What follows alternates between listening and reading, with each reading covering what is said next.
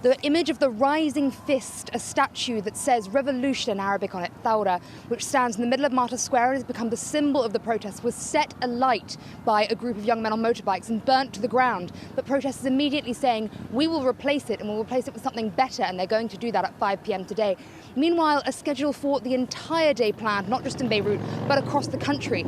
Firstly, all morning, we've had different groups gathering. We've had lawyers, teachers, students, bakers, farmers, all sorts of people gathering in different areas across the city and marching down to the center of Beirut where the main protests are happening. Now, these are protests and their celebrations. They are celebratory protests because the idea today for Independence Day is that usually there would be a large army parade and everyone would stand there and cheer. Instead, what people said is we're going to have our own civil parade and we're going to cheer every group of Lebanese people and what they provide for the country. So people standing on the sidelines like they would when the army marches past, and instead cheering each of these groups as they march into the square. Lots of other events planned today. They're planning on baking a huge cake in the shape of a Lebanese flag.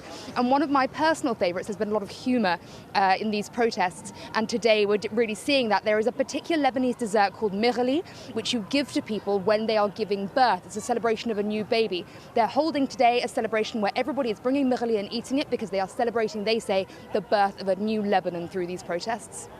Leila, so no end in sight for this opposition movement amid these rather celebratory protests, as you put it.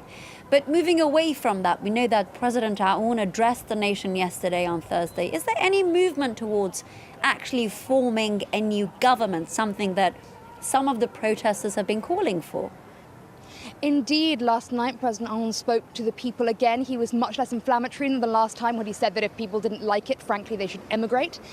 He once again just said, we respect your right to protest, but we must keep the country running. We ask you to bear with us, all the same things that he said before, and once again asking protesters to send somebody to talk to him and to discuss with the government. Now, we saw something very different this week beyond what protesters have been doing for over a month now, which has been shutting down roads and things like that. They specifically protested around the parliament and managed to stop an unpopular parliamentary session because they say it's unconstitutional for this current resigned government to be passing any laws. The fact that they now know that they can prevent Parliament from meeting and stop Parliament from doing things they don't want them to do is a huge progression for protesters and has really motivated them to carry on.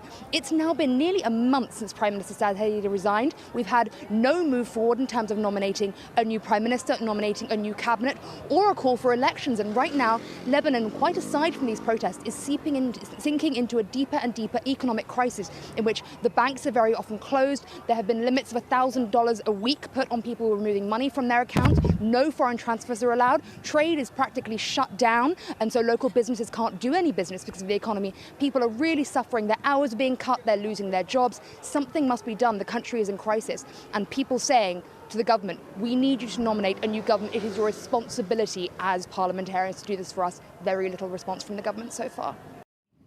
Leila Molana-Allen with that report.